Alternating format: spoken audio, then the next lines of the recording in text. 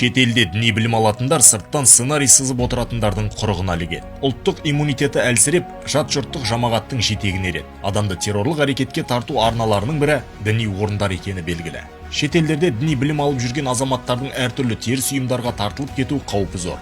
Мұндай керағарлыққа көбіне бұғанасы бекімеген, қанаты қатпаған, оңы мен солын дұрыс бағамдамайтын жастар ілігеді. Діни білім алам деушілерге елімізде бірқатар жағдайлар жасалған. Нұр-Мүбарак ислам мәдениет секілді жоғары оқу орны, 9 медресе, мешіттердің жанында сауат ашу курстары жұмыс істеуде. Одан бөлек дінтану, исламтану мамандықтары да бірқатар жоғары оқу орындарында гранттық негізде оқытылады. Бакалавр, магистратура, докторантура деңгейінде білім алуға жағдайлар жасалған. Жоғары оқу және ғылым министрлігі бұл салаға жыл сайын жеткілікті гранттар бөледі. Міне, бұлардың барлығы да дін саласына қызыққан жастардың толыққанды білім алуына ыңғайлы орта қалыптастырып отыр. Зайырлы елімізде діни сенімге шектеу жоқ.